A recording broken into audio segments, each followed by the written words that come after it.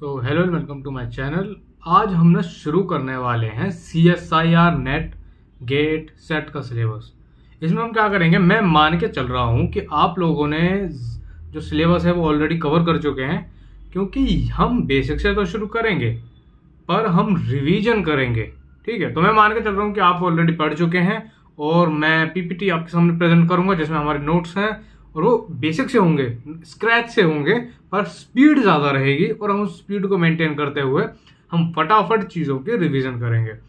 और in case आपको इस PDF, अगर इसकी PDF चाहिए तो मैं स्पेशल एक चैनल बनाऊंगा टेलीग्राम पे, या फिर मैं ड्राइव लिंक बनाऊंगा जो कि आपके इसमें कमेंट सेक्शन में या फिर डिस्क्रिप्शन में लिंक कर दूंगा। तो उसके लिए आपको बताना पड़ेगा कमेंट सेक्शन में कम से कम 10 से 15 मैसेज मेरे को, कमेंट्स मेरे को चाहिए, और भी ज़्यादा भी मिल जाए तो बेस्ट है। और व्यूज़ चाहिए अराउंड 200-300 तो कर दो यार, क्या ही। तो पहले बात करते हैं कि CSIR नेट होता क्या। CSIR नेट एक नेशनल लेवल एग्जाम है जो कि जिसको क्लियर करके हम PhD के लिए जा सकते हैं और जिसमें हमको लेक्चरशिप मिल सकती है, लाइक असिस्टेंट प्रोफेसर, और रिसर्च के लिए आगे बढ़ सकते हैं। ये काइंड ऑफ एलिजिबिलिटी एग्जाम है। तो इसके जो रिजल्ट्स हैं कैटेगरी 1 होते हैं JRF क्या होती है, जूनियर रिसर्च फेलोशिप। सॉरी, इसका मतलब है कि आपको इतना स्कोर लेना पड़ेगा कि एक एग्जाम एक ही होता है, ठीक है, तो उसके लिए उस जो स्कोर है वो इतना लाना पड़ेगा कि आपका JRF क्लियर हो जाए, जिससे आपको फेलोशिप मिलती है। मीन्स अगर मेरे एक दोस्त है, उसको अराउंड 45,000 मिलते हैं हर महीने। तो एक तरीके से काइंड ऑफ पढ़ने के लिए जॉब हो गई, काइंड ऑफ सैलरी मिल रही है पढ़ने के लिए, तो वो अच्छी होती है। Category assistant professor plus PhD plus admission, समझ रहे हो। अब आप असिस्टेंट प्रोफेसर भी बन सकते हो, उसके साथ आप PhD कर सकते हो, फिर एक PhD एडमिशन है। एग्जाम का पैटर्न क्या कहता है कि सेक्शन A है जनरल एप्टीट्यूड होता है, सेक्शन B में मेमोरी बेस्ड क्वेश्चंस होते हैं, सेक्शन C में एनालिटिकल और एक्सपेरिमेंटेशन क्वेश्चंस होते हैं। टोटल क्वेश्चंस 20, 50 और 75 इक्वल्स टू 145, और अटेम्प्ट में 15 क्वेश्चन, 35 क्वेश्चन, 2575 अटेम्प्ट कर सकते हैं आप। टोटल मार्क्स 200 नंबर का होता है, टाइम 3 घंटे का होता है, ठीक है। ओके, तो हम जो है शुरू करने वाले हैं सेल बायोलॉजी, और सेल बायोलॉजी से हम शुरू करने वाले हैं पहला चैप्टर, जिसके लिए रिकमेंडेड बुक है द सेल, कूपर और ब्रूस एल्बर्ट्स की आप ले सकते हैं, और कार्प की भी आप ले सकते हैं। अच्छी बुक है कुल मिला के। और हमारे पास 9 महीने भी बचे हैं जिसमें हमको लेक्चर्स कंप्लीट करने हैं, रिवीजन करनी है, PYQs की क्वेश्चन प्रैक्टिस करनी है, और स्टैंडर्ड बुक्स हमें पढ़नी है। स्टैंडर्ड बुक्स के नाम मैंने आपको बता दिए हैं, तो ज़्यादा टाइम ना, ये आप खुद पढ़ लेना, ज़्यादा टाइम में वेस्ट नहीं करना चाह रहा हूँ आपका, ठीक है। तो अब भी हम शुरू करते हैं सेल से। Study of cell, structure of cell, function of cell, behaviour in interaction of cell with surroundings and other information. The cell होता क्या है, structural unit of life. Structural unit of life को सेल कहते हैं। Functional unit of life यही होती है structure of unit of every organism unicellular और multicellular is made up of cell. बहुत ही बेसिक चीज है। Functional unit of life, every organism simple और advance need cells to perform basic function for its survival. बहुत सीधी सी बात है, fundamental basic unit of life है ये। द सेल, दो सेल जो है दो तरीके के होते हैं, prokaryotic cell, eukaryotic cell. Prokaryotic cell की अगर हम बात करें तो प्रोकैरियोटिक सेल, प्रो यानी प्रिमेटिव, कैरियोन मतलब न्यूक्लियस, प्रोकैरियोट जिसमें प्रिमेटिव फॉर्म क्या है, न्यूक्लियस चीज जिसमें पाई जाती है। Cells that are primitive nucleus lacks well defined nucleus and membrane bound organelles. Prokaryotic cell में ये फीचर्स होते हैं। यूकैरियोटिक सेल में क्या होता है, the cells that are well defined and advanced nucleus and membrane bound organelles, ठीक है। बहुत ही सिंपल चीज है, आगे बढ़ते हैं। रिवीजन है ये, मैं तुमको कोई पढ़ा नहीं रहा हूं, ठीक है। तो फास्ट इसलिए चलना ही पड़ेगा क्योंकि आप लोग ऑलरेडी पढ़ चुके हैं, ये मैं मान के चल रहा हूं। आपका अटेम्प्ट दिसंबर में है, समझ रहे हो, तो ऑलरेडी आप पढ़ चुके होंगे। स्ट्रक्चर ऑफ प्रोकैरियोटिक सेल, इसके अंदर क्या होता है, आउटर मेम्ब्रेन होती है, इनर मेम्ब्रेन होती है, बीच की ये मेम्ब्रेन होती है जिसको फिम्ब्रिए, पिलाई और फ्लैजेला इसमें प्रेजेंट होती हैं, ठीक है। ये इनको कॉम्बिनेशन में हम क्या बोलते हैं, सेल एनवेलप। जो आउटर लेयर है उसको क्या बोलते हैं, ग्लाइकोकैलिक्स, और उसमें बीच वाली में प्रेजेंट होती है सेल वॉल होती है, और सेल मेम्ब्रेन या फिर प्लाज्मा मेम्ब्रेन प्रेजेंट होती है। इसके अब इस प्रोकैरियोटिक सेल के अंदर क्या क्या होता है, इंक्लूजन्स होती हैं, 70s राइबोसोम्स होते हैं, साइटोप्लाज्म प्रेजेंट होता है, प्लाज्मिड्स प्रेजेंट होते हैं, न्यूक्लियोइड प्रेजेंट होता है, न्यूक्लियोइड के अंदर जेनेटिक मटेरियल प्रेजेंट होता है। क्लियर, आगे बढ़ते हैं। ग्लाइकोकैलिक्स क्या होता है? ग्लाइकोकैलिक्स, ग्लाइको मतलब शुगर या फिर यानी कार्बोहाइड्रेट, और कैलिक्स मतलब coat.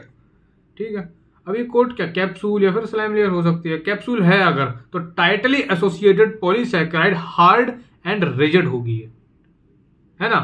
Prevent phagocytosis of prokaryotic cell. Slime layer में लूजली एसोसिएटेड पॉलीसैकेराइड्स होते हैं, prevent desiccation, extreme water loss of prokaryotic cell. Coating of polysaccharides या कार्बोहाइड्रेट्स आउटसाइड प्रोकैरियोटिक सेल, ये मिलती है उसमें। Adherence attachment to surfaces, virulence factor, disease causing factor. Cell wall की बात करते हैं। सेल वॉल क्या करती है? Prevent osmotic lysis of the cell, और ऑस्मोटिक लिसिस किसको बोलते हैं? बर्स्टिंग ऑफ सेल को। ओके, प्लाज्मा मेम्ब्रेन क्या होती है? सेलेक्टिवली बैरियर होती है, ये सेलेक्टिवली परमेबल, ये ऐसी चीज है जो एलिमेंट्स को सेलेक्ट करती है कि किसको अंदर भेजना है, किसको नहीं भेजना है। Controls entry and exit of molecules from cell. Mesosomes क्या होते हैं? Mesosomes are infoldings of plasma membrane. Mesosomes को माइक्रोसोम्स में डिफरेंट है। माइक्रोसोम्स एंडोप्लाज्मिक रेटिकुलम की जो फोल्डिंग्स होती है उनको जब ब्रेक हो जाती है एंडोप्लाज्मिक रेटिकुलम, उसको माइक्रोसोम बोलते हैं। और मीजोसोम किसको बोलते हैं? Infoldings of plasma membrane. Increase surface area of cell, DNA replication and enzymic activity. Cytoplasm में क्या होता है? जेल लाइक होती है, फ्लूइड सब्सटेंस इन सेल होता है। Nucleoid, part of cytoplasm where genetic material of prokaryotic cell is present. ठीक है, सिंगल होती है, सर्कुलर क्रोमोसोम होता है इसके अंदर, वही मेन क्रोमोसोम भी होता है। Plasmid, extra chromosomal DNA other than main chromosome, उसको बोलते हैं। प्लाज्मिड के साथ बहुत सारे एक्सपेरिमेंट भी किए जाते हैं, उसको एक्सट्रैक्ट करना, उसके साथ अलग अलग चीजें उसको मतलब एग्जामाइन करना। ठीक है, प्लाज्मा ठीक समान। अगर आपने बीएससी कर ली है तो बीएससी में आपने करे होंगे, है ना। इंक्लूजन बॉडीज, ग्रेन्यूल्स, इनको ग्रेन्यूल्स भी बोलते हैं। इनका काम क्या है? Storage of substance, no chemical reactions, non living structure के अंदर भी जाती है। फ्लैजिला, पिलाई एंड फिम्ब्रिया में क्या डिफरेंस होता है? फ्लैजिला लॉन्ग फिलामेंटल स्ट्रक्चर होती है, सेल मोटिलिटी और मूवमेंट में हेल्प करती है। पिलाईज शॉर्ट हेयर लाइक स्ट्रक्चर्स होती हैं जो कि कंजुगेशन यानी ट्रांसफर ऑफ जेनेटिक मटेरियल में हेल्प करती है। फिम्ब्रिएज स्ट्रक्चर लाइक पिलाई की तरह के होता है, पर ये अधेरेंस टू सरफेस से चिपकने का काम करती है। अगर ऊपर चलो, मेरा स्क्रीन थोड़ी सी अटक गई है, ये रहा डायग्राम, इसको आप एग्जामाइन कर सकते हो वीडियो पॉज करके। हम नहीं रुकेंगे क्योंकि हमको स्पीड से चीजें करनी है। ओके, ये इस स्लाइड का एंड है ये का इसका, पर हम एंड नहीं कर रहे हैं, हम दूसरी क्लास में चलेंगे सीधा। I have a lot of things, okay, तुम चिंता मत करो।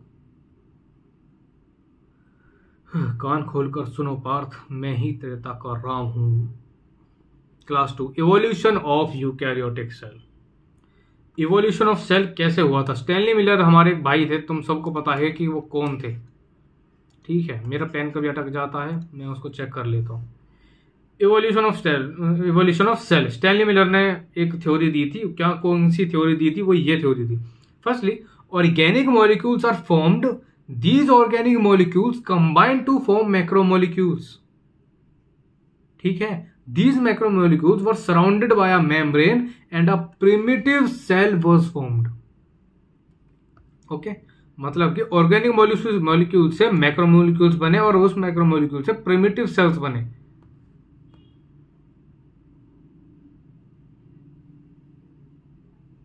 अब ये प्रिमिटिव सेल्स कैसे बने उसको हम थोड़ा देखते हैं। ठीक है, प्रिमिटिव अर्थ में क्या चीजें प्रेजेंट थी? मतलब कि जब लाइफ अर्थ पे नहीं आई थी तो उस हमारे पास हमारी जो अर्थ का एनवायरमेंट था वो कैसा था, क्या क्या चीजें हमारे पास प्रेजेंट थी?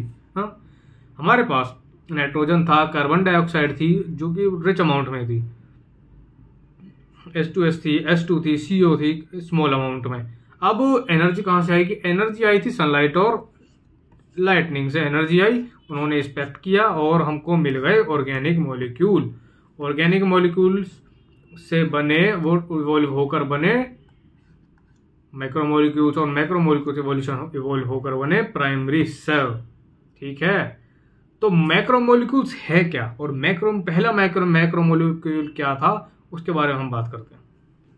First macromolecule RNA. आरएनए मतलब राइबोन्यूक्लिक एसिड, जो कि एक सेल्फ रेप्लिकेशन वाला मैक्रोमोलिक्यूल था कि वो खुद को सेल्फ रेप्लिकेट कर सकता था, सेल्फ कैटालाइसिस भी कर सकता था केमिकल रिएक्शन के साथ। केमिकल रिएक्शन जो होती हैं वो भी वो खुद कर सकता था। अब स्टैनली मिलर वाली जो हमने बात करी थी उसको थोड़ा अगर डिटेल में देखें तो उसने क्या कहा था कि जो अमोनिया है, मीथेन है, H2 गैस है और H2O वाटर से क्या बना था? ऑर्गेनिक मॉलिक्यूल्स बने थे। और ऑर्गेनिक मॉलिक्यूल्स क्या है? अमीनो एसिड्स, ये सब बने थे। पर हमको कुछ चीजें जो है समझनी होंगी, क्योंकि इसी चीज से एक चीज का और जन्म हुआ था, एंडोसिम्बायोटिक थ्योरी। अब ये किस तरीके से एक्ट करती है, किस तरीके से इसका काम है, वो हम देखेंगे। प्रिमिटिव सेल का इवोल्यूशन होकर क्या बना था? Prokaryotic cell. प्रोकैरियोटिक सेल का इवोल्यूशन होकर क्या बना था? Eukaryotic cell.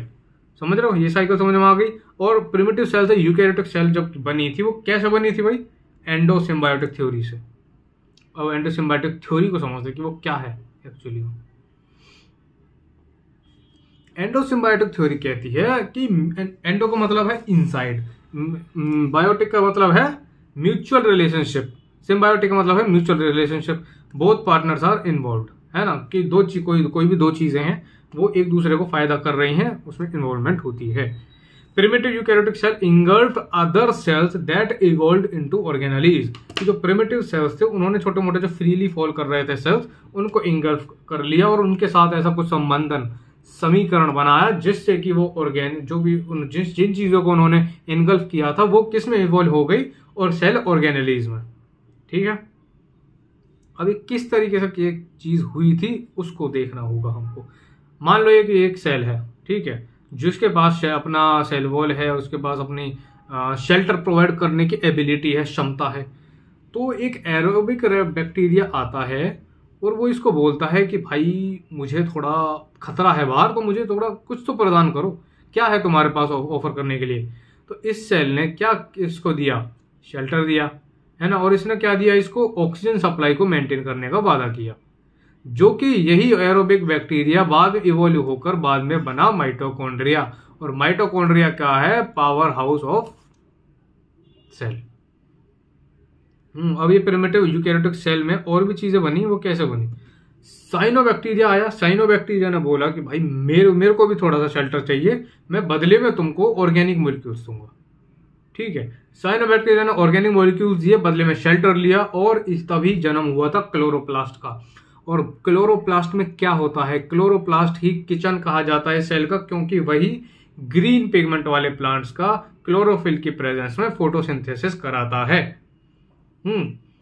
तो और ये इसलिए बहुत जरूरी होता है। अब कुछ बैक्टीरिया और थे जो बाहर से आकर इस वाली लेयर पर अटक गए, है ना। ठीक है, उनको भी इसने शेल्टर दिया। मैंने दिल बड़ा है अपना, है, बहुत रोमांटिक हूं मैं, तो सबको अंदर लिया और उनको शेल्टर प्रोवाइड किया। अब इन्होंने जो मोटाइल बैक्टीरिया थे, इन्होंने सेल को अपनी एबिलिटी दे दी। क्या थी इनकी एबिलिटी?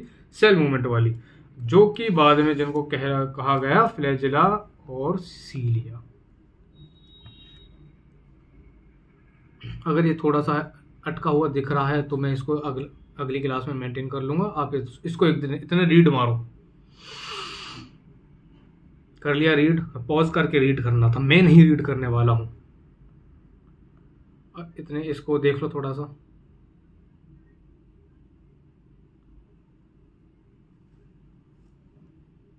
ओके, ये कुछ चीजें हैं उसी के इवोल्यूशन के डाटा के हिसाब से, इनको भी आप ही रीड करो। ये आप ऑलरेडी आपको पता होंगी नो डाउट, पर फिर भी। तो न्यूक्लियस क्या होता है? न्यूक्लियस क्या है? न्यूक्लियस एक largest and prominent cell organelle है, जो कि प्रोमिनेंट मतलब clear visible, repository, storehouse of genetic material, brain of cell, double membrane bound organelle. Very simple thing. अब ये क्या है, ये क्या है, ये यहाँ हम थोड़ा डिटेल में पढ़ेंगे कि इस न्यूक्लियस के अंदर क्या चीज़ें होती हैं और क्या फीचर्स होते हैं। तो ये न्यूक्लियस, अब मान देखो इसके पास, एक सेकंड, इसके पास ये आउटर मेम्ब्रेन होती है, outer nuclear membrane, inner nuclear membrane होती है, ठीक है, और ये पेरी न्यूक्लियर स्पेस होता है, ठीक है, और इनर और आउटर को प्लस करके बनता है न्यूक्लियर एनवलप। हाँ ओके, ये हो गई इसकी मेम्ब्रेन की बात। और बीच बीच में ये जो गड्ढे जो दिखाई दे रहे हैं, इनको न्यूक्लियर पोर कॉम्प्लेक्स बोलते हैं, ठीक है। अब आई न्यूक्लियोप्लाज्म की बात। अंदर क्या है, इसमें न्यूक्लियोप्लाज्म है ये, ठीक है। इसके न्यूक्लियोप्लाज्म के अंदर एक न्यूक्लियोलस प्रेजेंट है, ओके। फिर एक मैश लाइक जो ये चीज़ें हैं, ये क्या है, ये कुछ नहीं है, ये लेमिन प्रोटीन जो होता है उसका ही नेटवर्क है, उसके थ्रेड्स का, जिसको बोलते हैं न्यूक्लियर लैमिना, ठीक है। Nuclear envelope, outer nuclear membrane और inner nuclear membrane. Outer nuclear membrane continuous with endoplasmic contagious, endoplasmic जो रेटिकुलम होती है उसकी कंटिन्यूटी में ही होती है। जैसे ये है आउटर न्यूक्लियर मेम्ब्रेन, तो इसके ऐसे ऐसे ऐसे ऐसे बनती है, वो इसकी कंटिन्यूटी में होती है। राइबोसोम उसके साथ अटैच होते हैं, जो डॉट डॉट से होते हैं, प्रोटीन सिंथेसिस करवाते हैं। Some function similar to endoplasmic reticulum, ठीक है। और enzyme protein specific to nucleus. Nuclear pore complex, pore का मतलब है गैप। अभी मैंने देखा था वो मेम्ब्रेन में जो दिखाया था वो गैप था, ठीक है। ग्रुप ऑफ कॉम्प्लेक्स मतलब ग्रुप ऑफ प्रोटीन, बायोलॉजी की भाषा में कॉम्प्लेक्स का मतलब ग्रुप ऑफ प्रोटीन होता है। Made of protein called nucleoporins. अब ये जो एनपीसीओ होता है वो प्रोटीन से बना हुआ होता है, उन प्रोटीन का नाम न्यूक्लियोपोरिन्स होता है, जो कि 30 से 50 टाइप के होते हैं। 125 मिलियन डाल्टन्स इनका वेट होता है। Control transport of molecule across nucleus, ठीक, एक तरीके का चैनल का काम करता है ये। मेरे को एक चीज़ समझ में आ गई, अगर मैं पेन को और इसको दोनों को अटैच करता हूँ तब अटकता है ये, मतलब मैं ऐसे करूँगा तो नहीं अटकेगा। ओके, समझ गया, ये बात मैंने पहली बार चलाया है। ओके, तो अब इसे न्यूक्लियर पोर कॉम्प्लेक्स की बात करते हैं। इसमें क्या क्या होता है, ये आउटर मेम्ब्रेन है, ये न्यूक्लियर मेम्ब्रेन है, ये साइटोप्लाज्म है, ये न्यूक्लियोप्लाज्म है। मेम्ब्रेन के अंदर है ना न्यूक्लियोप्लाज्म, ठीक है। इसके बीच में एक ये जो है फ्लो करता है, ये हो गया सेंट्रल चैनल, ठीक है। फिर इसमें स्पोक्स होते हैं, ये गिनती के होते हैं, 8 स्पोक्स इसमें होते हैं, ये ओके। फिर इसमें ये फ्लैजिला टाइप के ये फिलामेंट्स होते हैं, जिनको प्रोटीन फिलामेंट्स बोला जाता है। फिर ये एक चीज़ होती है स्ट्रक्चर, जिसको साइटोप्लाज्मिक रिंग बोला जाता है, ठीक है। और ये जो ऊपर भी होते हैं, इनको भी प्रोटीन फिलामेंट्स बोला जाता है। और इसमें ज़्यादा कुछ है नहीं, हो गया कवर।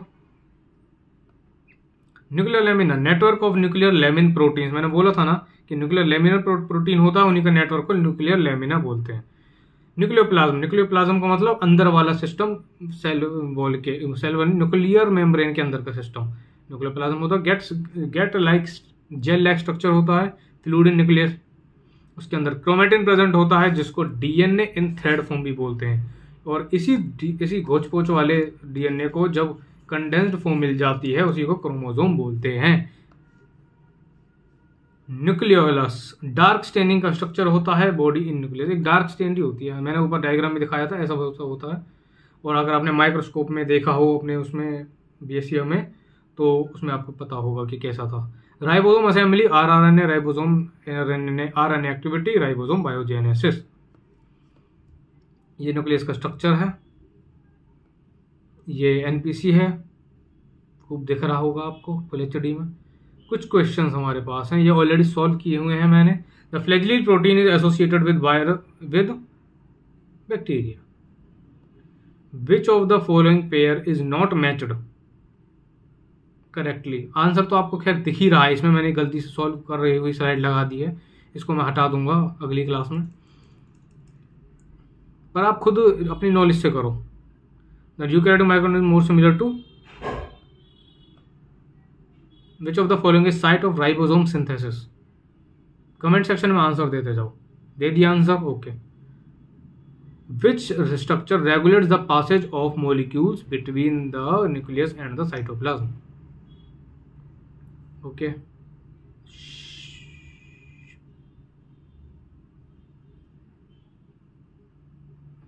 हम चलते हैं क्लास 3 पे। क्लास 3 में है माइटोकॉन्ड्रिया। माइटोकॉन्ड्रिया एक सेमी ऑटोनोमस सेल ऑर्गेनेली है, डबल मेम्ब्रेन बाउंड ऑर्गेनेली है, one of the largest cell organelle, evolved by endosymbiosis from aerobic bacteria, has its own genome, singular circular chromosome, makes some proteins from its genome and others from nuclear genome. 17S ribosome has multiple copies of its genome. समझ गए? Slide clear? Pen कहाँ गया? ये रहा, slide clear.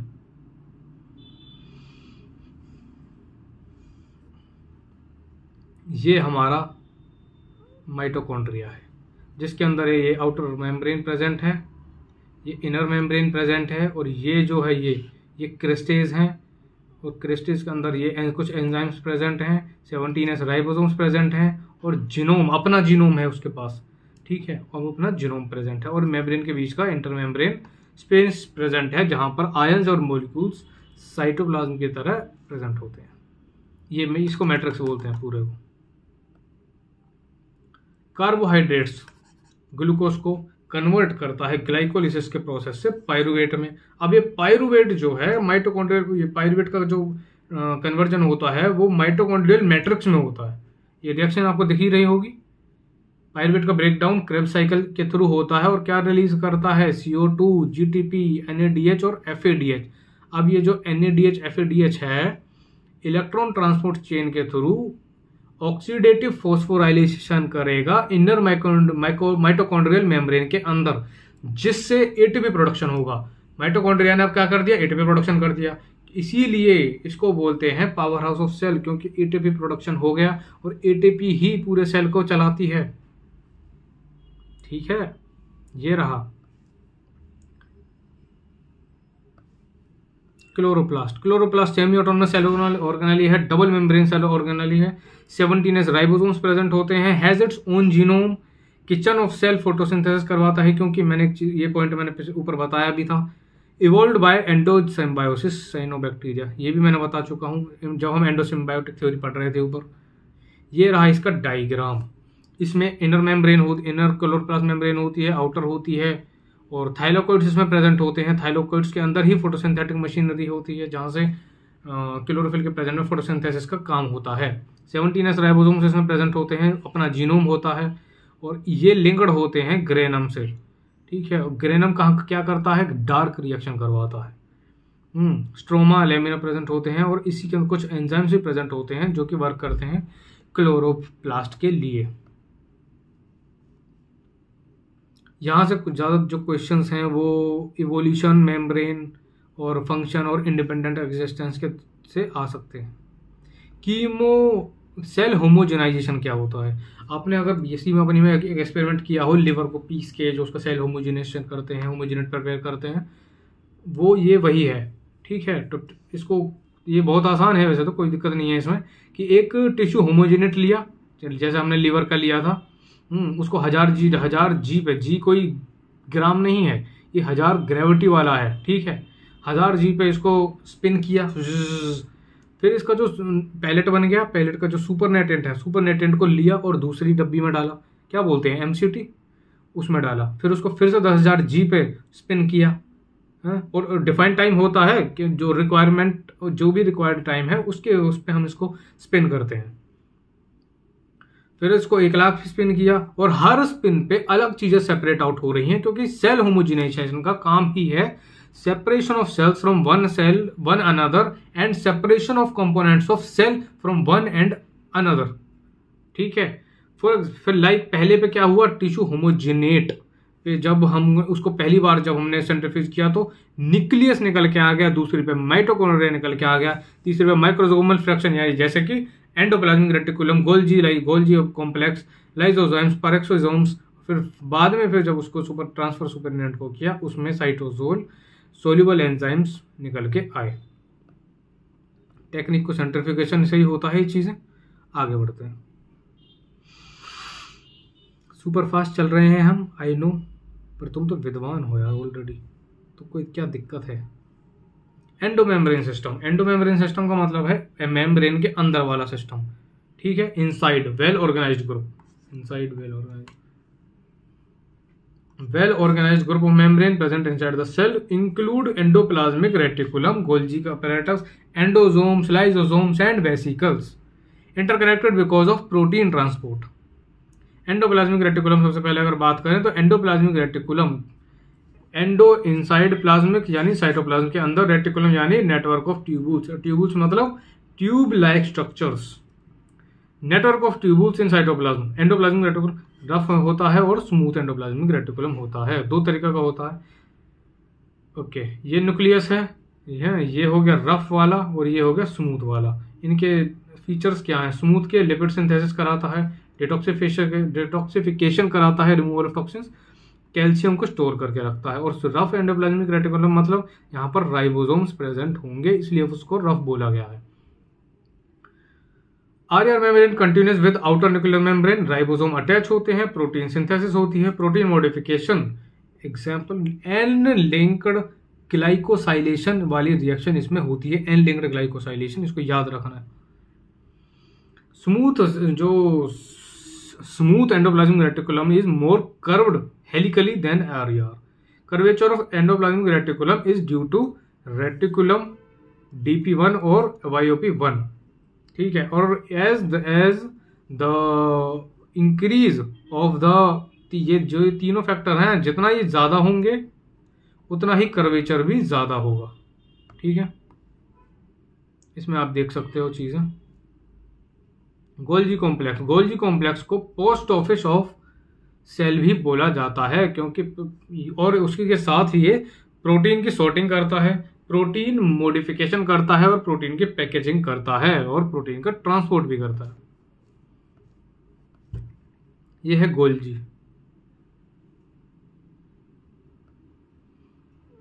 Nucleus और endoplasmic reticulum यहाँ है, उसी का बाहर के साइड ये होती है सिस फेज्ड फॉर्मिंग फेज है, कन्वेक्स होता है इनका, जो कन्वेक्स है ना, receive protein from endoplasmic reticulum. ये बीच वाली जो है मीडियल गोल्जी है, प्रोटीन मॉडिफिकेशन इनका काम है और ओ लिंक्ड ग्लाइकोसाइलेशन ये करवाता है।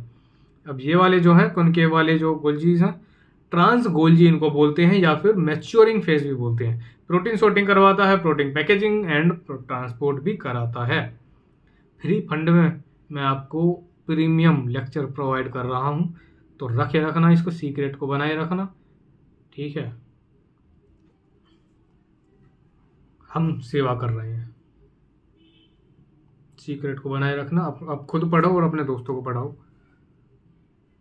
Lysosomes suicidal bag of cell, digest foreign particles, hormone particles, non functional cell component, autophagy करवाते हैं। ऑटोफैगी का मतलब है सेल्फ डाइजेशन ऑफ सेल।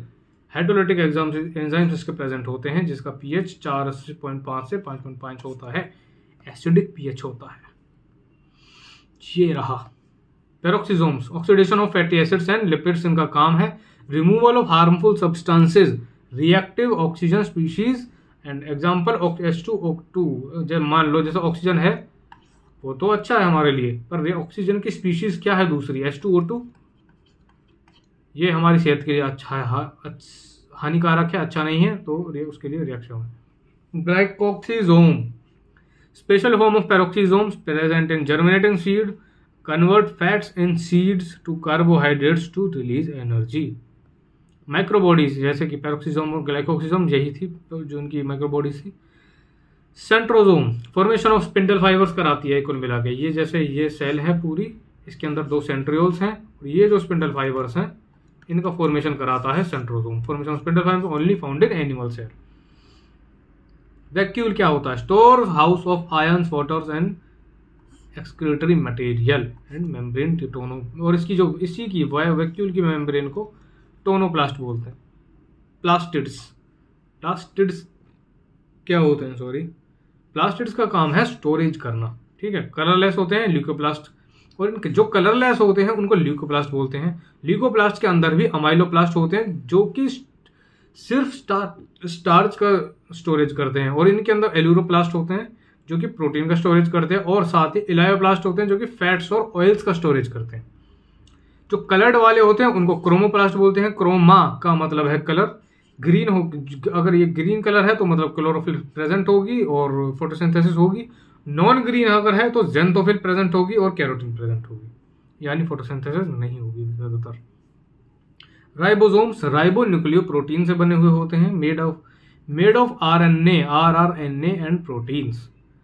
दो तरह के होते हैं, 17S राइबोसोम सब यूनिट इनकी 17S राइबोसोम की सब यूनिट कितनी है 50S और 30S। 80S राइबोसोम की सब यूनिट कितनी है 60S और 40S। ये कंपैरिजन टेबल है, इसको आप थोड़ा देख सकते हो। अब मैं नीचे स्क्रॉल कर दे रहा हूं और स्क्रॉल करूं, एक मिनट। ओके, एक टेबल ये है। अब ये क्वेश्चंस आ गए हैं, क्वेश्चंस आप खुद प्रैक्टिस करना, मैं खुद रोक के करना, ठीक है। मेरे पास इतना ज़्यादा टाइम नहीं है कि मैं पढ़ पढ़ूँ। क्या टाइम है, नो डाउट, पर आप स्क्रीनशॉट को ले सकते हो या फिर वीडियो को पॉज भी तो कर सकते हो। और क्वेश्चन को कोशिश करना खुद सॉल्व करो। ये जो मैंने आंसर्स इसमें लिखे हुए हैं इनको मैटर मत करना, ठीक है।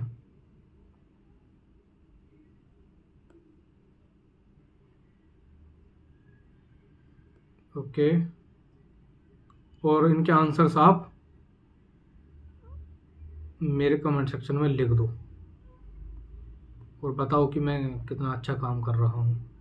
ये समरी है आज की। एक लेक्चर और रह गया है आज के लिए, lecture number 5।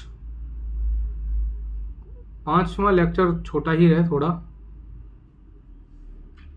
Cytoskeleton system. Cytoskeleton system का नाम है कि सेल का प्रोटीन फिलामेंट से बना हुआ वेल ऑर्गेनाइज्ड ग्रुप, जिसकी साइटोस्केलेटन सिस्टम, मतलब कि हाँ जैसे हमारा स्केलेटन होता है तो सेल का जो स्केलेटन सिस्टम है उसको साइटोस्केलेटन सिस्टम बोलते हैं। Well organised group of protein filaments present in the cell, dynamic flexible changes according to requirement of the cell. Types of cytoskeletal system 3 तरीके के होते हैं। एक्टिन फिलामेंट से बना हुआ होता है, माइक्रोफिलामेंट से बना हुआ होता है, माइक्रोट्यूब्यूल से बना हुआ होता है और इंटरमीडिएट फिलामेंट से बना हुआ होता है। अगर इनके मोनोमर की बात करें, मोनोमर का मतलब है स्मॉलेस्ट यूनिट्स, तो एक्टिन फिलामेंट्स और माइक्रोफिलामेंट्स की स्मॉलेस्ट यूनिट है जी एक्टिन, यानी ग्लोबुलर एक्टिन प्रोटीन, जिसका डायमीटर होता है 7 नैनोमीटर।